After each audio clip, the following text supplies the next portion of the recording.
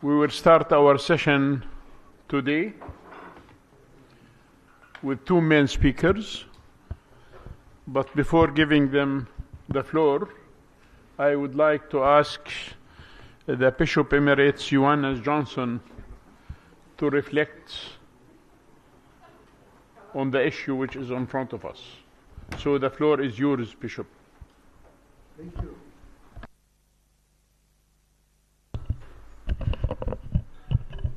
The formulation is pretty wide and wide open. So let me only make one comment based on my reference to Stockholm. And that is making peace takes time. And I've really been reminded about this when I wrote about Stockholm. That these people, they started immediately when the wars broke out, and it took more than 10 years before the Stockholm meeting could assemble. And building up relations, building up confidence, building trust, also finding funding for the whole thing, because the whole Stockholm conference was paid by private funders, and relating all this to the very, very difficult diplomatic situation even within the churches and among the churches. It took so much time and effort, and we are living, as you know, in an accelerating time, and we don't have the patience for this kind of thing. But it's a good learning experience to go into this and just find out how much patience it takes, and how much building of personal relations and confidence and trust to make an impact. And now, when you look at it in the mirror, you see that this was absolutely needed. Söderblom himself was a very impatient person. He thought he could make this conference within a year, but it took him 10 years of full-time work in addition to all the other things he was doing. So, if we keep that in mind, we may become more realistic about what we're going to discuss. Thank you very much, Bishop. As you know, the subject is very wide, and I would like just to say a few words before giving the floor to my two colleagues. As everybody knows, in the midst of crisis, the call to build peace becomes both more urgent and more complex. This session explores what it means to pursue peace in practical, personal, and professional ways during times of conflict. Drawing from real-world experience in conflict zones, participants will reflect, and I hope that they will reflect, on the lessons learned through both success and hardship, navigating trauma, fostering resilience, and maintaining hope. Whether working on the front lines of humanitarian aid, engaged in reconciliation efforts, or simply trying to live with compassion in a divided world. This session offers grounded insights and encouragement for those committed to peace building.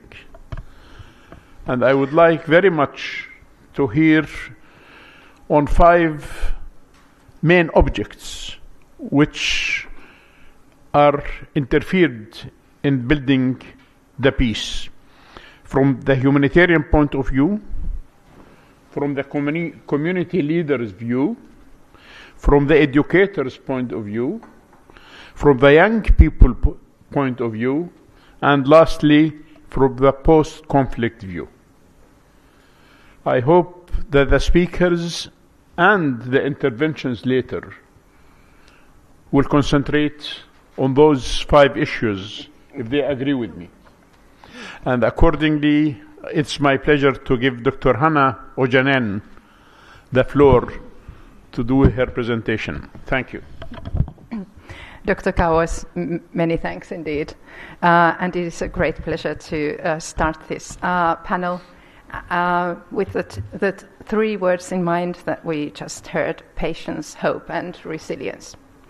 But I would start from Bishop Jonsson's point he made earlier about strong and binding multilateral structures and international law as something that is really indispensable, as this is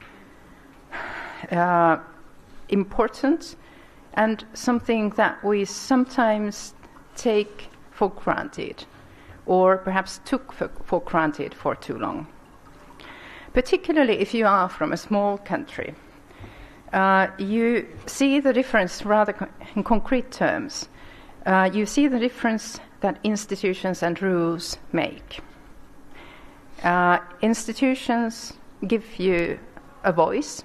Institutions give you a vote. They give you predictability in international affairs and let you count on something and build on something. And this is why institutions and rules matter so much. Now, at times, it feels we have really forgotten this point. And I'm here giving you some examples from my own country, Finland. One that certainly has been among those understanding and supporting international institutions and rules. Say the UN system, organizations like UNICEF, even though Finland only joined the UN in 1955 for political reasons. UNICEF, as you know, was founded in 1946 to help children after the Second World War.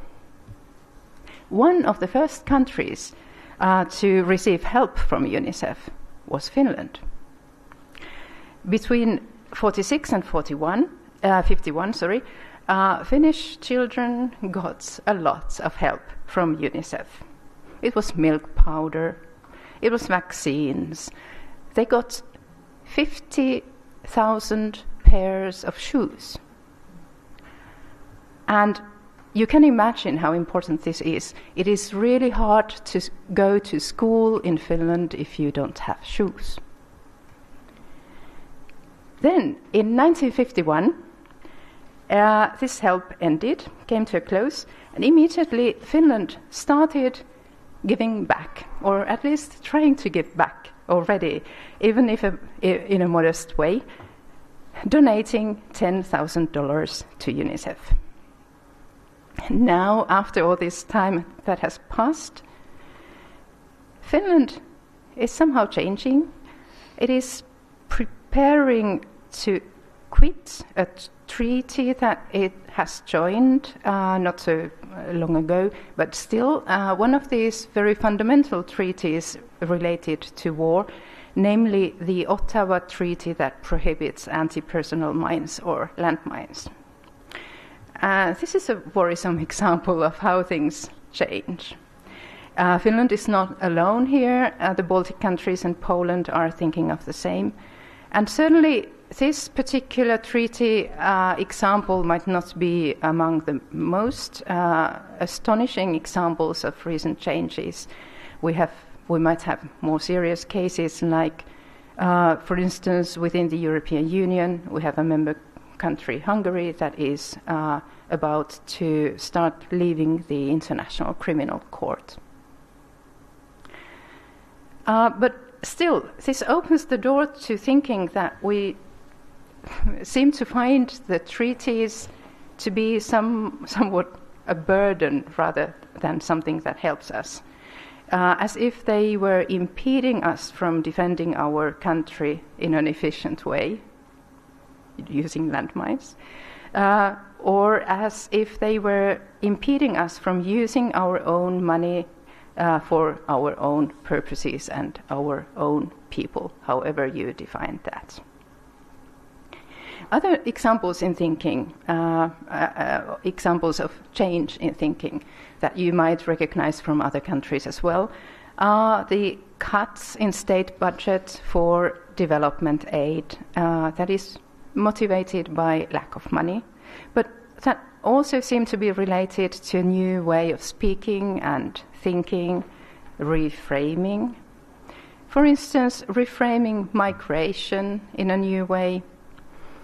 You might not directly say that you don't want migrants to come, but you start saying that the ones who come are not real migrants.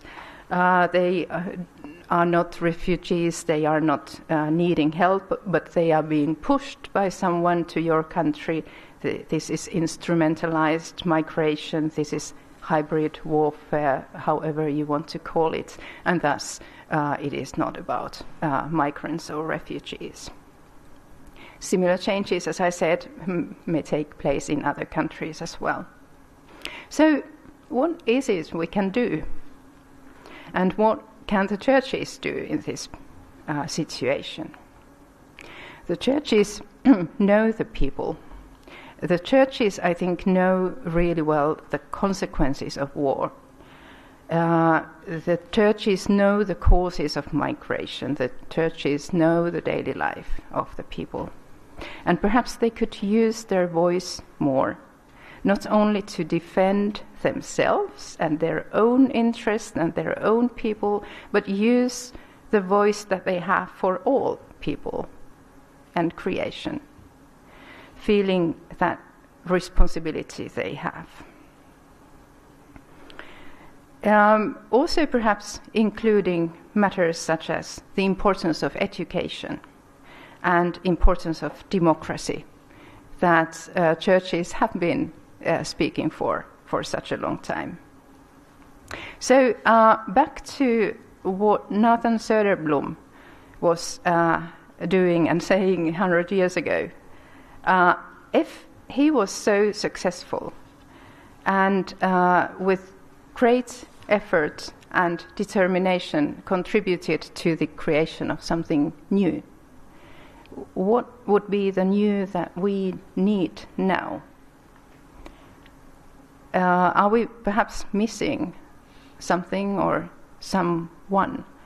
Who are the ones that we are not working with? Who are the ones that are not here in this meeting room? But we might also be useful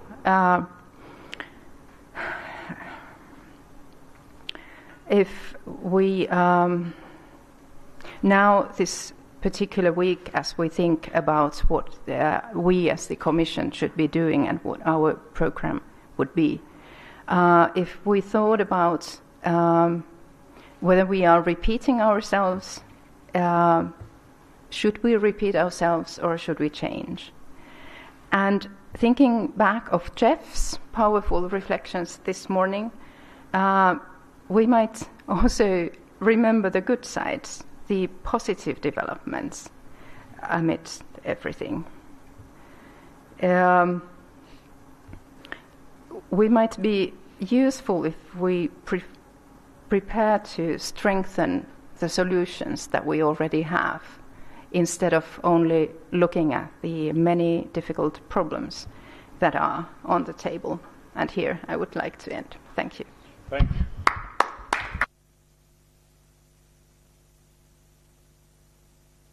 you. Thank you, Dr. Hanna. Now we will move to our next speaker, Ms. Lani Anaya. And as you all know, she represents the youth in this hall. And we hope that she will inspire us about the actions of the youth in the aspects of the peace building. Please go ahead. Thank you, Dr. Quawas. Well, I want to make a clarification there because I think there are people from the Youth Commission. I am not representing youth. I am a young person in the Commission, but I am not representing the Youth Commission because I think it's matters of representation and that's important. But when we were hearing Bishop Johnson's talk, I was tracing back to Bosse studies and how we learn life and work movement as one of the pioneers for this ecumenical movement. And I was thinking about we have to use these spaces to reevaluate, to self-assess ourselves, and to, if that's necessary, to go to a new direction. because that's the legacy we are having here.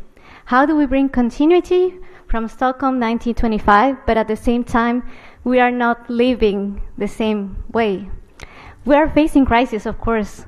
We have inequalities, debt issues, insecurity, food insecurity, geopolitical tensions in Ukraine, and Israel and Palestine and Sudan and many countries more. We have a very strong issue on militarization, securitization. Last week I was in the Stockholm CIPRI forum where we discussed peace and security issues. And the numbers now is that there is a global expenditure of $2,718 billion, countries militarizing. And what are we going to say towards this?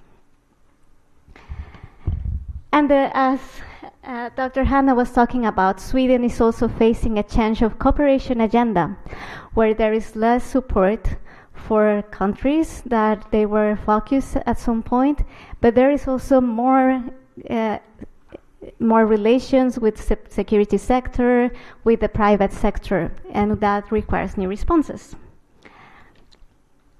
And another issue that I see very critical here is that we are again facing polarization, and a polarization that is increasing a lot, but also within our faith communities. And that weakens consensus, and that weakens the multilateral system in the great extent. For me, the churches, there is a value in the churches and the faith movements. As we saw before, Stockholm 1925 had that relationship inviting ambassadors, and I have the purpose with that question because I see that the geographical and religious landscape are not the same as that was before. Our churches are decreasing in numbers because that's a fact. We are in need to cooperate with other religious actors, but we still were the ones as churches, as ecumenical movement, setting values, for example, to human rights, setting values to multilateral system. The issue now is that other movements, religious movements, are using the same jargon of human rights, of multilateral system to bring regressive narratives. So we have to come with something different. We cannot stay in that jargon because we are needing to shape other things, maybe that goes more towards equality, more, or to implement in more tangible manners that those values, those Christian values we have as a ecumenical movement. And that also brings an issue of power. Because before, I think one difference that we have today is as the religious landscape is changing, we have also issues of power. How are we managing the power we have? How are we managing not being a state church? That is also a change of power to ourselves that invites us to move into new directions. How are we moving in a context where the population is getting secularized? And sometimes they think that religious actors are those that we see in the media, being regressive, being counter rights. The values also have to shape our digital landscape. And coming that now digital peace building has to think about we are exploring social ethics. How do we see the digital landscape? How are we using artificial intelligence? Are we perpetuating the power systems we have with those in the digital and online, and as well as we do on site? I want to finalize this with the participation, as Dr. Hanna said, of excluded actors. For me, the ecumenical history is very interesting because we see that Visserhoof, for example, was in 1925 as one of the youngest delegates. We also know that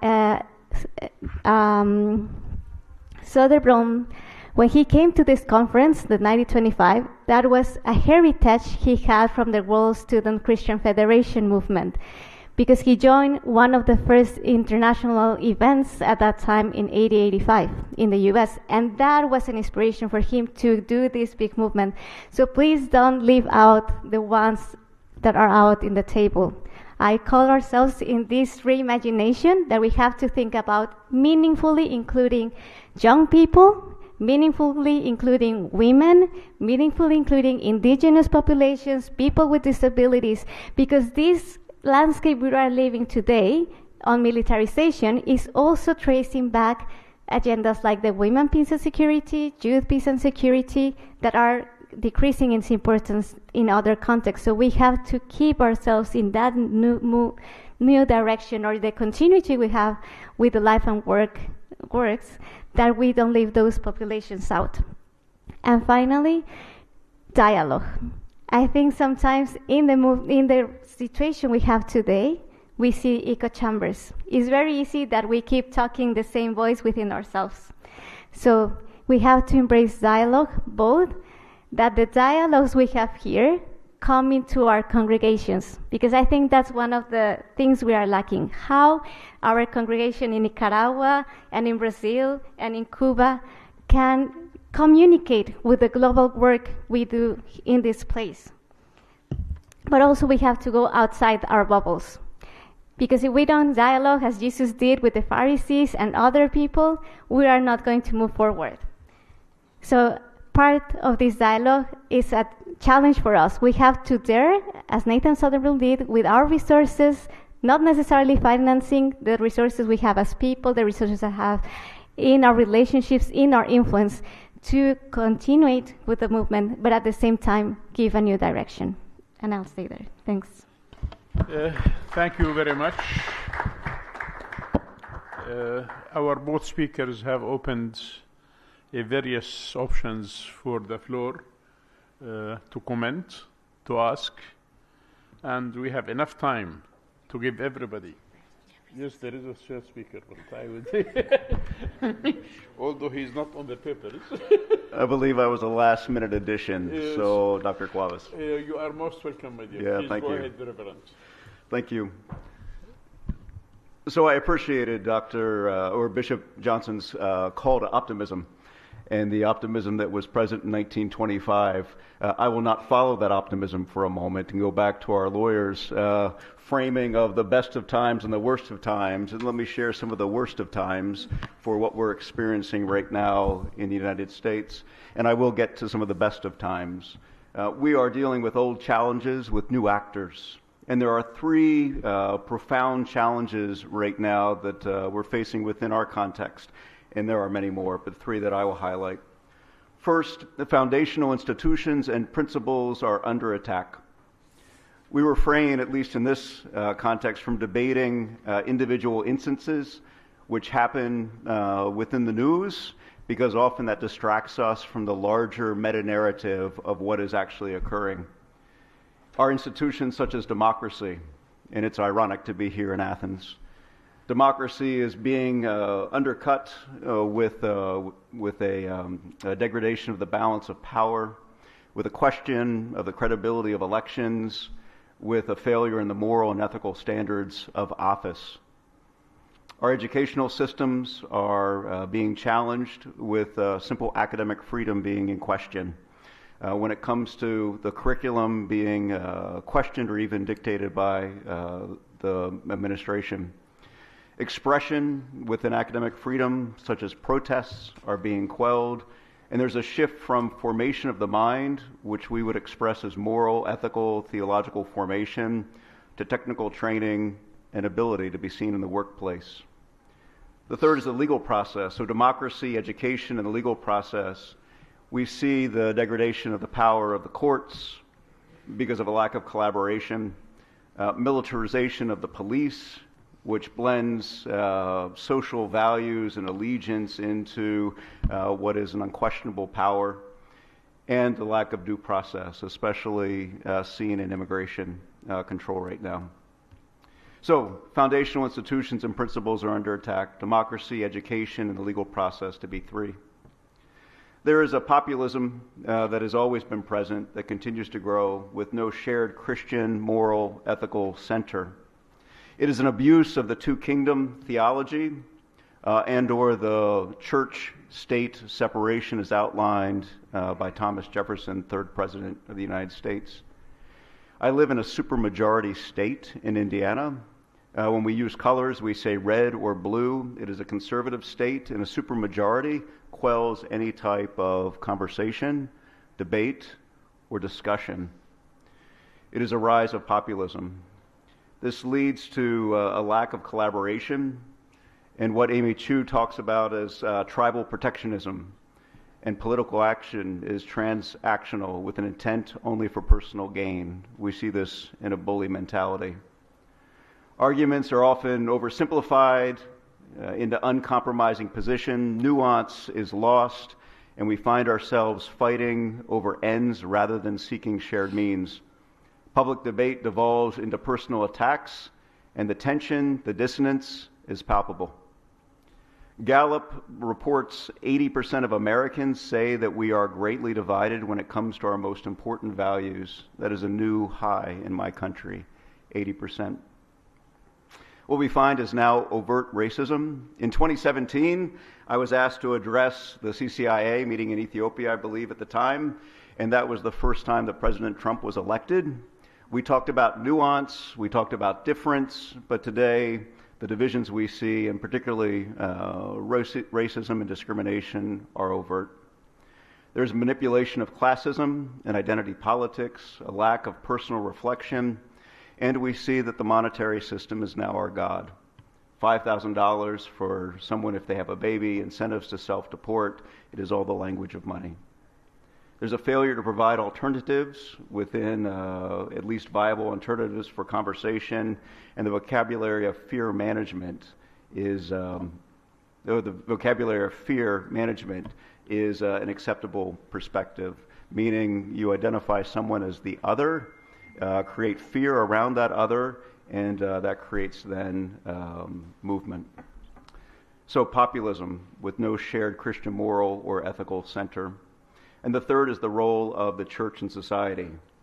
I found it interesting that in 1925, the American churches were focused on social gospel and change, and the European churches infusing moral theology into all aspects of public life.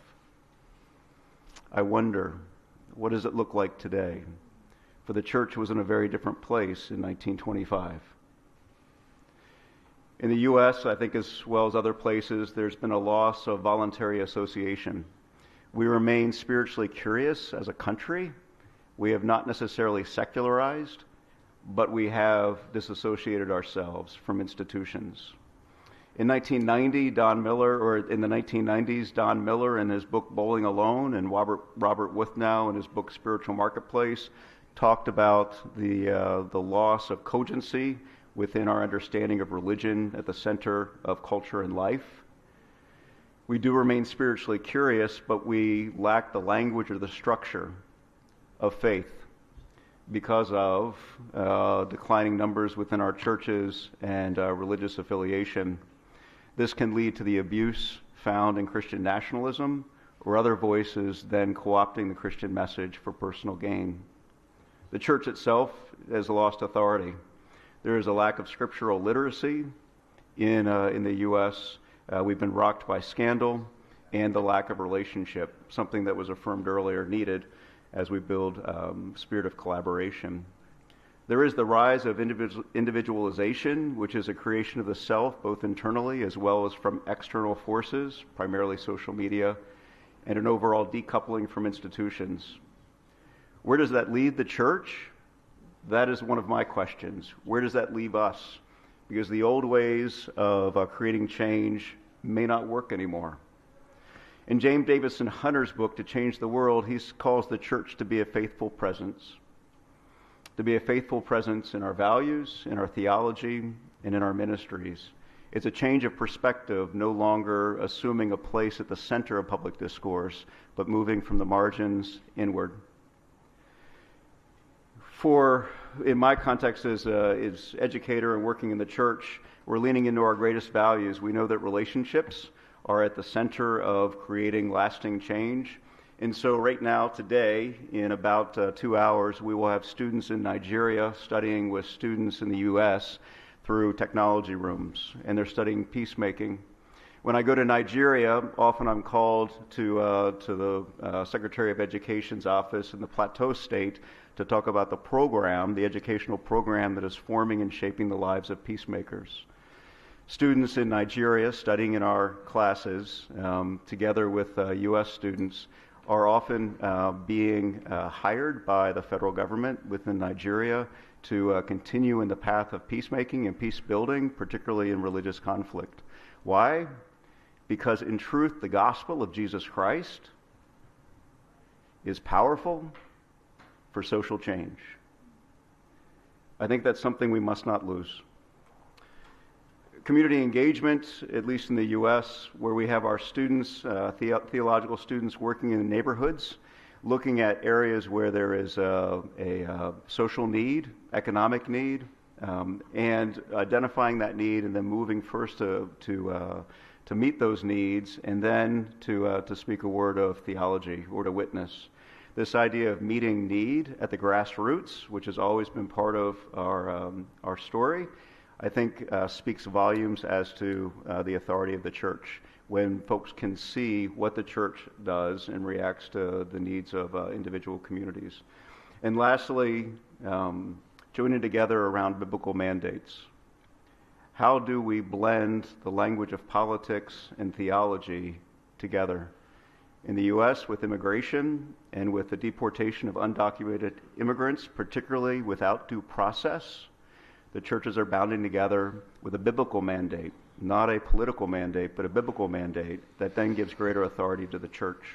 So, Dr. Quawas, to think of the questions around education, for me it begins with a relationship and a clear biblical mandate that then is seen in action. Thank you very much.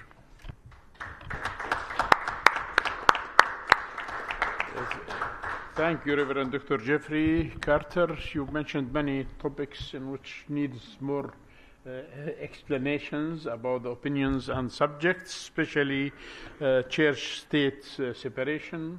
You did not mention about faith-state issues, because there are some states where they are far away from our book and from the faith which we believe.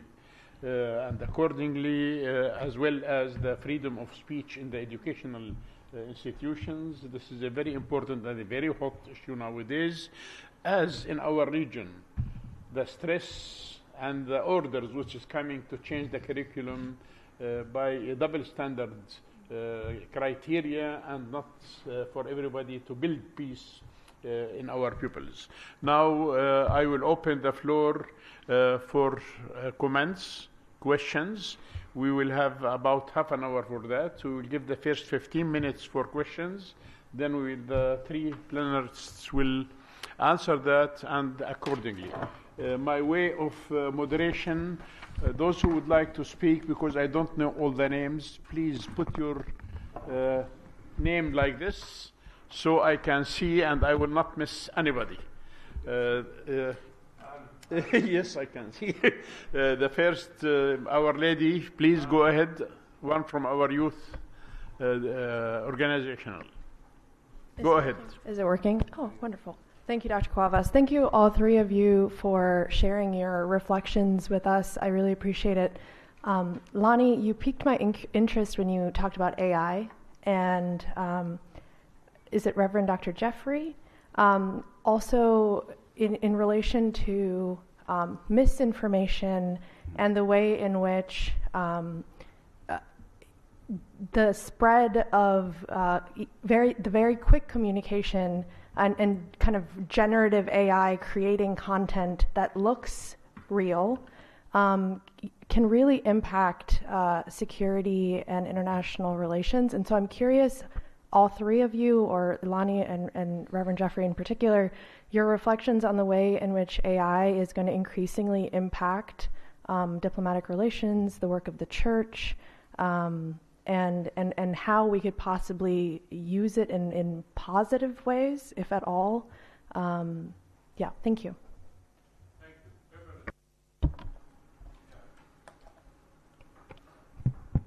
Thank you very much.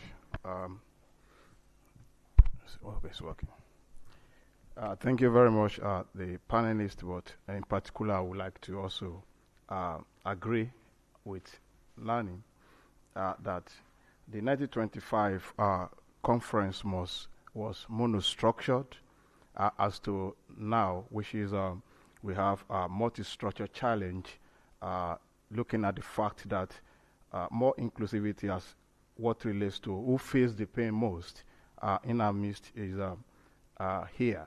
For me, I also want to say that in doing our advocacy and moving forward, our resources, looking from the angle of our financial resources, which is concentrated in the global north, must be matched with our human resources and the membership base that we have in the global south.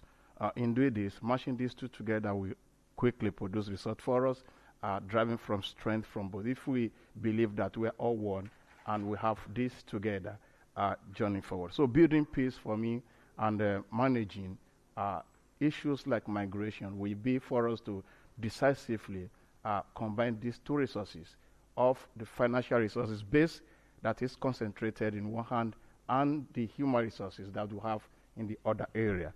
And so this for me becomes an issue. How do we do church together? And how do journey looking at what happened in 1925 and where we are in 2025. Thank you very much. Thank you. Yes, please, Reverend.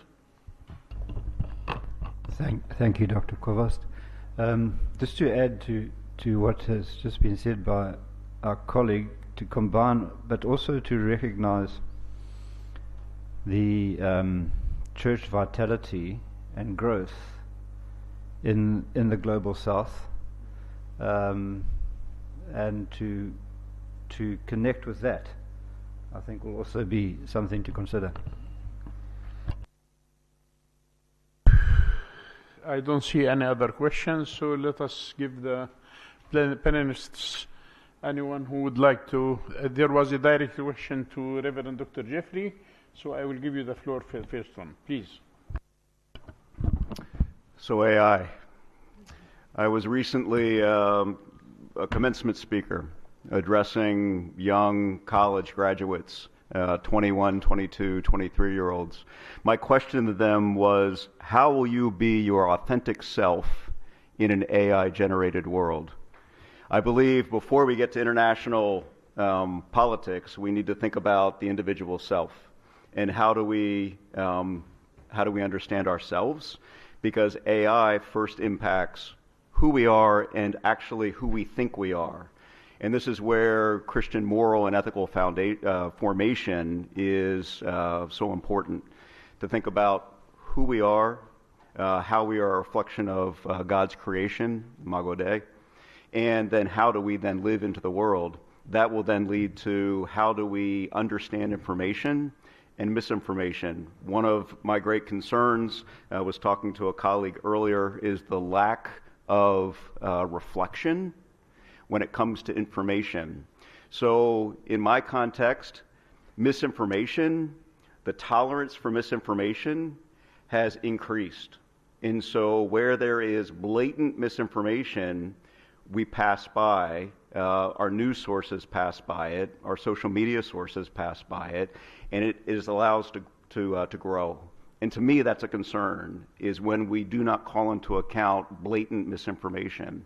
That then perpetuates into what is said about international partners, what is happening in the international scene, how we understand those relationships. And without that critical thinking and reflection, misinformation will be allowed to then become part of the accepted narrative. That, I think, is very dangerous. It begins, though, in the formation of the self. And how do we understand ourselves in relation to the world, particularly in an AI-generated world? You'd like to comment? Thank you, Anne, for that question. I would like to divide the question. First, I think from the international relations studies and peace studies, we tend to explore more and more that digital peace building is not bad or good. It is shaped by logarithms, it is shaped by power. So we are the ones who need to control the artificial intelligence and how we interact online. I think within the digital theology are good aspects. For example, the digitalization has helped us more with the like Lutheran even approach, like the priesthood of all believers. That has helped us in that way. But there are other sides with polarization, and I think those are the ones that within the local churches, as Dr. Jeffrey said, we have to go to the microcosmos or the micro ecosystems to talk with our congregations. What are the impacts of artificial intelligence? What are the impacts of me using ChatGPT? We don't know that, right? Like, we don't talk that much in a preaching. Why don't we preach about that, maybe? Or we have a Bible study on that. So I think that it has to be in the local levels. I want to mention 2 projects that have been at least useful for us in the Church of Sweden, working with ACT. Last year, 2 years ago, Reverend Nikki from the Commission of Women and Men, she held this workshop on online sexual violence.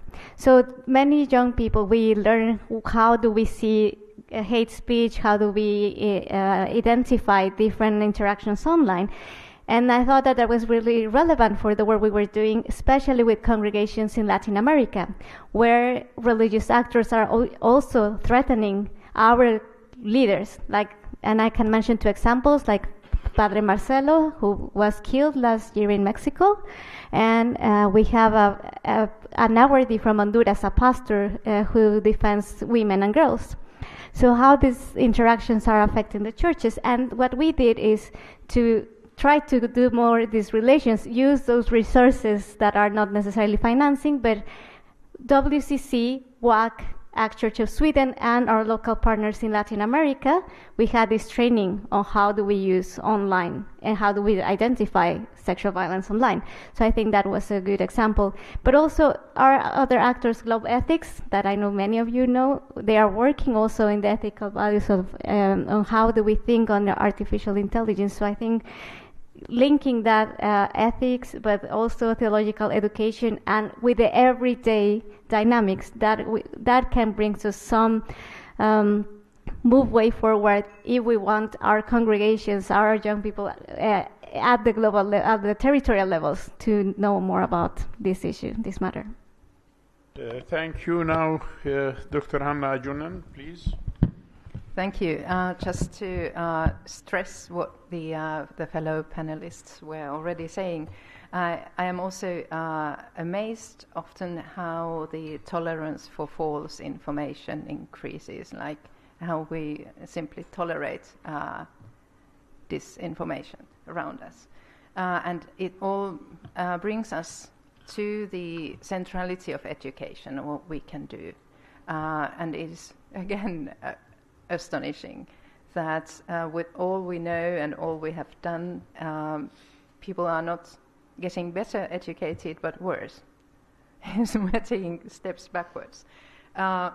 So education is needed, in very simple terms, to sort of manage with misinformation and disinformation. And at the same time, we might recognize the resources we have, the information and knowledge we have, how to best use that and how to highlight its value. Thank you. Thank you very much. Any more questions from the floor? Yes, please. Thank you for your discussion. My interest is on militarism. When a community is militarizing on the ground, institutions of democratic institutions are suspended. Like if a community is militarized, the traditional leaders, institutions are some sort of suspended because the military rules, and when the military rules, they become the law itself. Do you have any idea of or a process where we can interrupt?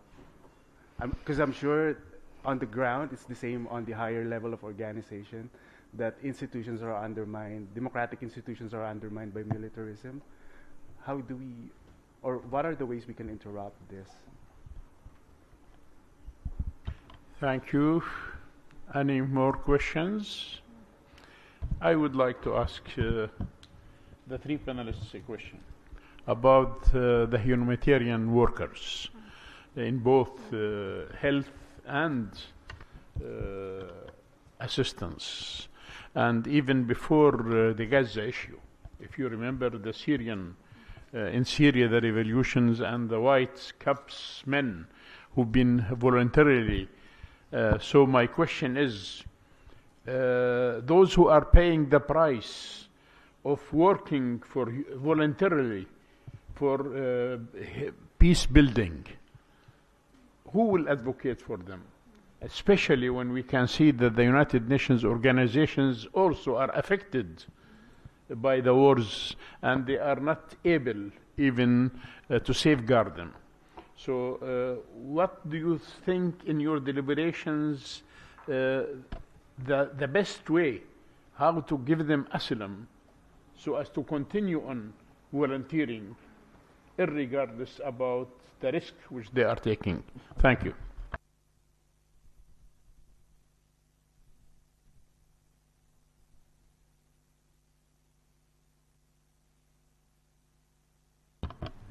Thank you.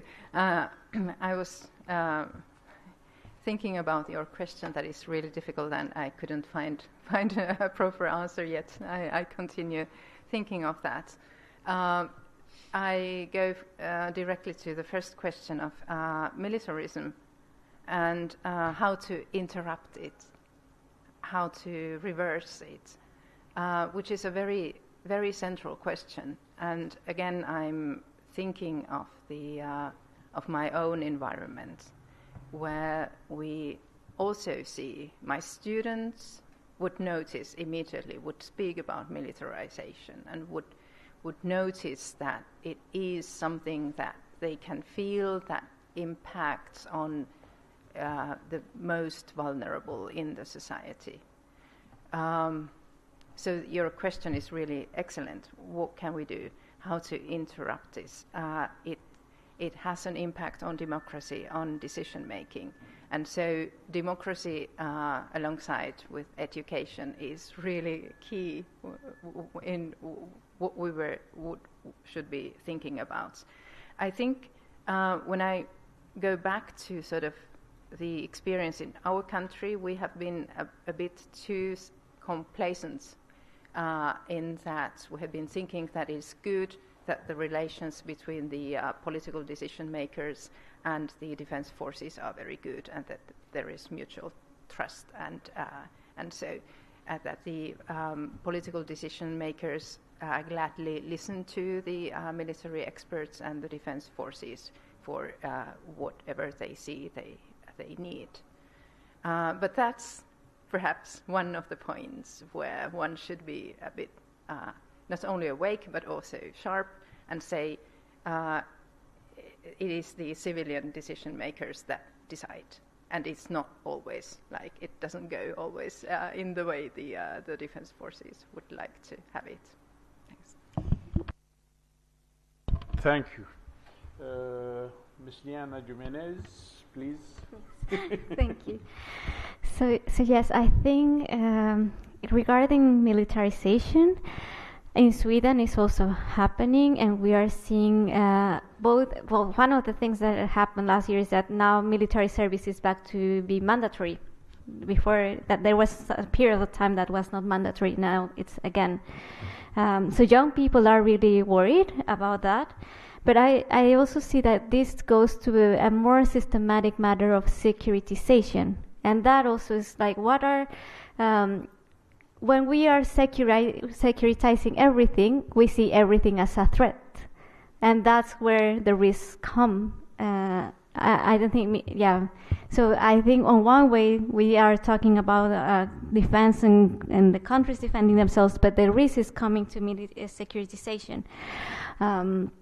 So for me, it's also a counter-narrative can be talking about financing, which is not my favorite subject, to be honest. But if we think about return investments, we have done, for example, research with another think tank in Sweden, where we see that young people have a return of investment that is very important to the economy. But also we think about how much money will be expended if we have a war. How will be the post-conflict scenario financially? And I think that that will give us a clue that then it's better to invest in peace rather to invest in war. So I think that those type of narratives can help us. It's not the full answer, and I know that a lot of people risk their lives trying to, in this securitized world where shrink spaces are also limiting rights of defenders. But I think countering those narratives from the church can be a good way. And then for humanitarian, I also don't have a full answer, but at least I think one incentive has to be protection. If we use these international bodies for accompaniment, then that can help people to be more motivated. But it's a very difficult question to answer. But I think that we have to fight for protection of these people who are risking their lives in the humanitarian work, and also because it's happening with the UN, but also our churches are participating in humanitarian action. So helping them. I know Lutheran World Federation works with humanitarian workers in Ukraine, for example, and they have. I know that the Church of Sweden has been involved in Gaza as well with these risks. But I think a matter as well as a church should be of protection and international accompaniment. Thank you very much, Reverend Dr. Jeffrey Carter. Sorry. The challenge is that the church has limited resources, and that our resources are becoming more scarce. In the past, on the issue of humanitarian workers, where the government is unable to provide or protect, the churches would step in, and we are no longer in a place to provide that. So when the United States eliminates or pulls back on USAID funds, that creates a great deal of vulnerability within the world of humanitarian workers. I actually think this is a 1925 moment. When we talk about impact, we may not have a place at the center of public life in certain contexts like ours, but when it comes to providing these types of needs, this may be a 1925 moment where we can come together and talk about ways in which, rather than our separate ministries providing aid, we can together collaborate. We may not have the resources individually as denominations or churches, but I bet we do collectively. And so this is one of those opportunities, thinking generously rather than scarcity. Thank you very much. Any comments from the floor? Yes, please, Peter.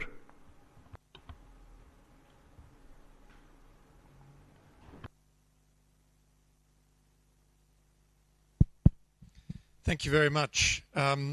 Of course, we are charting a very difficult and in many respects depressing picture, as we alluded to yesterday already. But at the same time, we know, and I think it's the experience of all of the panelists, that there are hopeful signs in the different domains in which you work, at local and national levels, at regional levels, and at international levels. So I'd like to encourage you to identify those particular initiatives, those particular experiences, the initiatives that are being taken by churches and church-related organizations at all of those levels that do represent, in your experience, signs of hope, and something that we can build on to amplify the positive against all the negative background. And I also wanted to invite you to reflect on one of the issues that was raised also in my report yesterday about the accelerating nuclear risks, the risk of nuclear proliferation, our reaction to the doctrine of nuclear deterrence, and how we, through this commission, might be able to address, continue to address, and maybe scale up some of the responses to challenge this trajectory, which is leading us not in a good direction. Thank you, Peter. Now I will start by Ms. Lani Jimenez.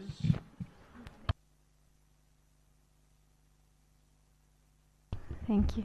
Yeah, well, I try to provide some examples like these trainings online I think one of from the Church of Sweden this year was decided that in the international office we were going to focus on theological education based on what we heard. Like education is a key thing. And that has represented that we have a person from South Africa, Charlene, who is leading the theological education, and we're having exchanges with Latin America, South Africa, Asia, and other regions to talk with the theological students who will become deacons or priests or pastors about how they can also shape the narratives locally and how we see the relevance of the churches and the faith-based organizations, and we are many times the ones setting the values, how our values, principles, and dynamics shaped in locally. Another project in this context of Sweden, also turning from being a very welcoming country for migrants to having a new cooperation policy. I want to highlight one of the projects from our previous Archbishop, Antje Jacqueline, who in Sweden she had a project about the neighbors. So it was also promoting interfaith dialogue, interfaith knowledge, and I'm making some other example, but at the local level, I was talking with Dr. Hanna on this. I am in this fora, but my husband is also a priest in the Church of Sweden. So, for example, he works with the UN, and they are doing these dialogues, interreligious dialogues, and support deaconally for a community not in the countryside. And I think those are signs of hope. Even with this agenda about migration with another narrative, these signs of hope, of deacon support, of refugees, displaced people, can make a difference. Thank you, Reverend Dr. Carter. Peter, I'm glad you always ask easy questions. I think if I look at signs, positive signs, global education and cultural competency, when we think working globally, it's missiology is part of that, but it is only one part. I think gaining greater cultural competency and to think theologically beyond just the church setting. I love Lani used the word digital theology. All of life is theology, so how can we be explicit in the way we understand the particularities within life and frame it theologically so that it has greater meaning? I think that builds credibility within the greater culture. I also, partnerships are, we can't survive without partnerships. Again, 1925 moment. You see it in theological education, we are partnering. You see it with churches, we are partnering. Even in civil society, partnerships and having a broad band of support is incredibly important, and we're doing that now with ministries that are then lacking in funds or avenues for service. The second piece I would highlight is that we are not devoid of political power. My comments may have diminished that too much. We have political power, and so what the U.S. churches are doing right now related to deportation and the lack of due process is powerful through the legal process. And so using political might in the legal process with a moral, ethical foundation is one way of making things move. So the transition is not wholesale in a new direction, but is taking the old and investing it in new ways. Thank you, Reverend Dr. Ojanen. Thank you. Sorry. Yeah. Thanks. This is, yes, indeed, a difficult and very important question. What positive signs there would be, examples? I would like to highlight something that is a bit out of the context and still not, and that is European integration in the field of defense. I see it as something positive. As you all know, defense policy has never been something that states really decide together. They might decide together, but they wouldn't give any authority to anyone else. So supranational decision-making in defense policy has never taking place. But we have signs in the European Union that this might change. And I think it is really positive because supranational defense policy, I think, is much more stable than that of separate countries. When it also reaches out to industrial cooperation, we might actually save money, which is really badly needed in something else than in armaments and defense industry. So that's positive, I think. When it comes to the nuclear threats, we really need the knowledge we have and more knowledge. I think organizations like the WCC can be really, really helpful in providing with not only the knowledge but also the language to churches that are not used to speaking about nuclear threats and that lack the way of speaking, like they don't know how to put things in words, how to speak to their own people. So I think the WCC and also our commission can be very instrumental in this. Thanks. Thank you very much. Yes, I will give you. Don't think that I will leave you to be free before the end of the time. So I still have many. Please go ahead. You are helping me. Thanks, Dr. Quawas. This is for you, Dr. Jeffrey, Reverend Dr. Jeffrey. So in my context, where I come from, out of Seattle, Washington, where we have the largest private detention of undocumented people in the country, and in my previous context, serving a United Methodist congregation, we helped get 28 people out of detention through incredible work of pro bono attorneys.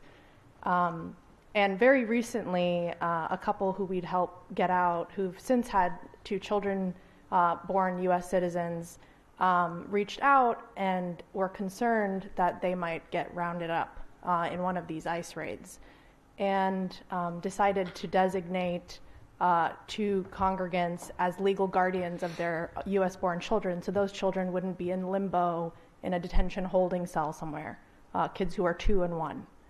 Who wouldn't know their parents' names, and wanted to have their youngest child baptized because they didn't know how much more time they would have. And so the church has decided to hold a private baptism just for the family without live streaming it or showing it, for fear that it might disclose a location and harm their safety.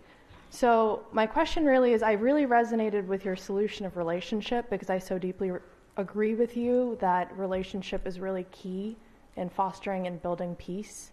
And I also heard you talk about fear management as a term, and I'm curious to hear from your perspective what that looks like given the reality specifically in the United States, where, for instance, in March, after the Supreme Court came out with the opinion around the Kilmar Obrego Garcia case, where he was deported without due process, I had a meeting with the Supreme Court Justice in Washington, who is a woman of color, the first Native American judge in Washington, who told me that she now carries a copy of her passport wherever she goes. This is a sitting justice on the court.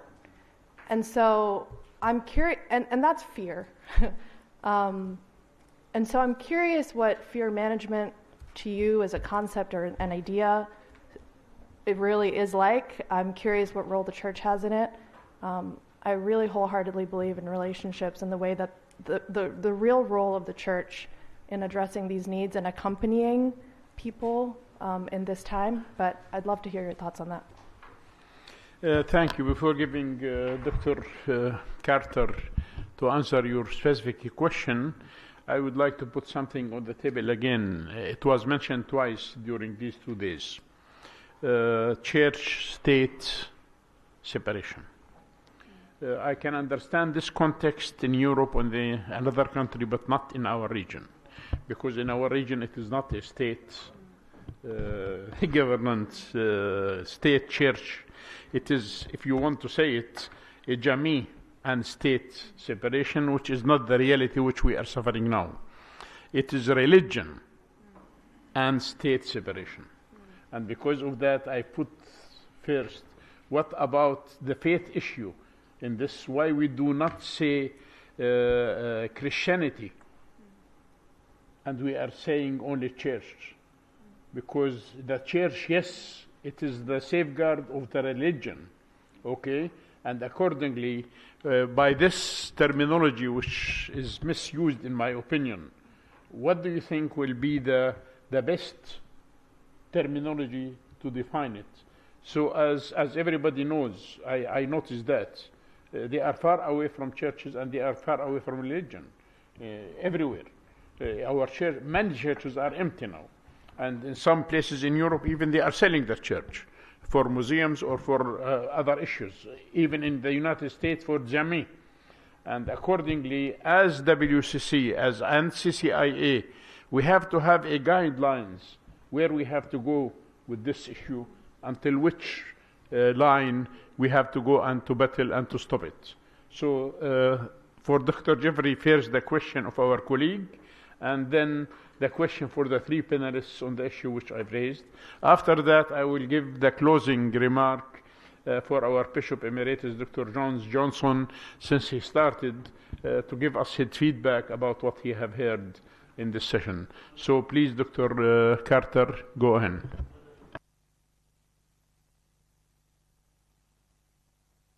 I have two questions, please. Yes, Father, please, Your Eminence. I'm just a visitor today, and I wanted to say how interesting the discussion around the table is, and it reminded me of something that happened in Harare, Zimbabwe, at the General Assembly of the World Council of Churches. It was then that the late Archbishop Anastasius delivered the keynote address to the assembly, and all his speech was about metanoia, how we change our minds. Now, this reminds me of the importance of spirituality. When we pose questions about today's problems, we always find difficulties aligning and combining political questions with the gospel. But it is always the gospel in the very end that we, as representatives of churches, have somehow to explain and use as an encouragement, because I saw some questions of difficulty, as if we are in an impasse today. But it is not up to the churches to exercise the power that secular states exercise. Now, this brings me to another point. I happened to collaborate with Cardinal Walter Kasper in the context of the dialogue between Orthodox and Catholics, and he wrote an interesting book about spirituality and ecumenism, and how we have to give that dimension of spirituality to our ecumenical movement.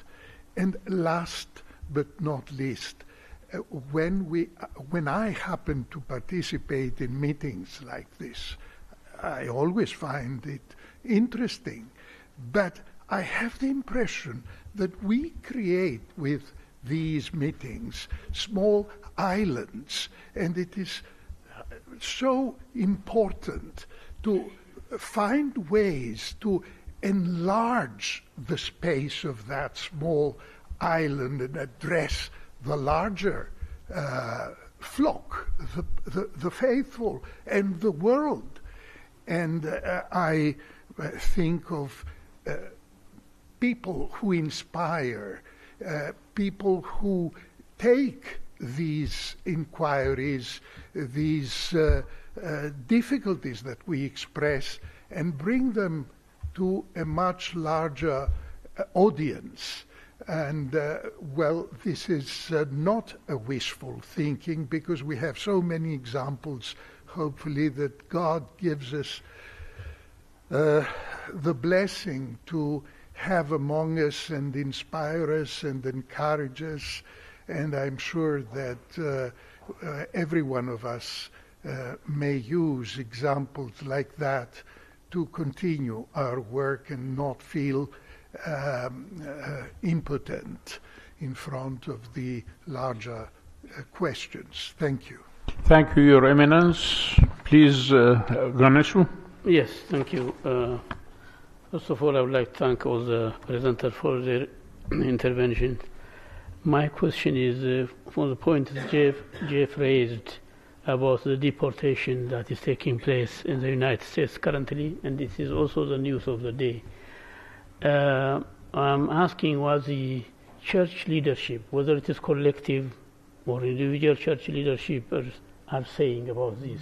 I feel that they have the moral obligation to stand by these people being deported, sometimes even the citizens of the United States. These only more American churches and what's going on right now that I'm asking.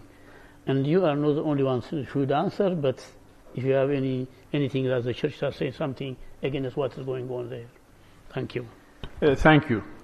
I don't see any hands, and this was the last question. So, Reverend Dr. Carter, please. So managed fear can be used to divide, and we see that, or it can be used to unite. And so when I think of fear management, I think of both, right? And fear right now is being spread in a way in the United States that is clearly dividing folks. In the church, when I think of fear management, I think of three things. One, we manage fear with information. Two, accompaniment, which is building those relationships. And three, planned response. Fear is relational. There's also anxiety, and anxiety is always felt absolutely, right? So we're always, we don't have a little anxiety, we always have a lot of anxiety. And so it's the hope is to lower anxiety as we deal with fear, and the fear is with information, with accompaniment and planned response. The Church of the Brethren, has our large annual meeting in Greensboro, North Carolina, in a month.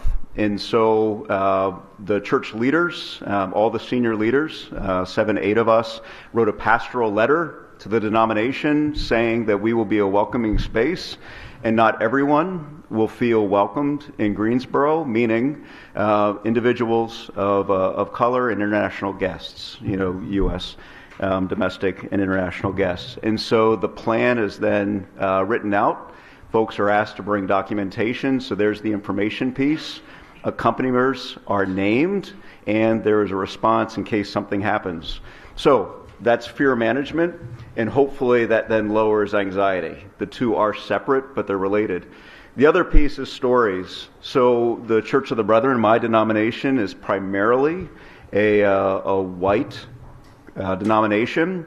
We have a number of large Hispanic congregations, and so in the denomination there is, this isn't an overarching concern until we find that one of the members of another church went to a facility because they were asked to present their papers, and in that process they were then arrested. Church members then responded, going to that center and surrounding it with prayer. The pastor was with, actually, the individual and made a makeshift sign and stood out in a window that the person could see, saying that I am with you, right? That story is circulated, and all of a sudden it is not an isolated person. It is a problem of the church. And so those types of engagements and the storytelling is incredibly helpful. In 2014, in northern Nigeria, Chibok, 274 girls were taken by Boko Haram. Those are Church of the Brethren related children. Once that connection was made, it became a church concern in the U.S., right? And mobilized an entire denomination to raise money and to accompany me. So the role of storytelling cannot be underestimated in its power to mobilize individuals, particularly when we move from issues to people, because all issues have people. Thank you. Please. Thank you, and thank you for the question on church and state, because I think that leaves, I would say, more creed state, belief state. That would be my opinion. But the thing would be, like, we have to reflect within our traditions, where are we positioned? Because there are minorities, there are some, in some cases there are majorities, and that will be contextualized. But I would say, keeping that spirit of Stockholm 1925, if you have power in your church or in your religious group with the state, use it for the good. And if you, that might require, again, as I said in my first words, this requires us to be humble, and this requires us to be there to risk. And we might be risking many things, power, we might be risking money, but then this is the time. The time is now. The time for standing is now. There is not we are going to regret it later. Finally, I want to just, because it's the last word, to remind us that when we talk about Stockholm 1925, and Bishop Johnson mentioned this, but also we had a conversation in the Peace and Security Working Group with Sarah Gelin and other people online, and they highlighted us that Stockholm 1925 was not about statements. So here, if we are meeting here, let's remind ourselves about that. It was not about statements, but how do we bring the peace? How are we making actions towards peace, and in this case, unity, reconciliation, and justice? How are we making actions, and how those actions arrive to our parishes, to our seminaries, and to our local communities? Thank you. Please, Dr. Ojanen. Thank you. Just really shortly. There was earlier on a question about the growth of church that we didn't discuss that much, and it sort of reminded me of one more tiny, really tiny piece of good news or positive development that I forgot to mention when Peter asked.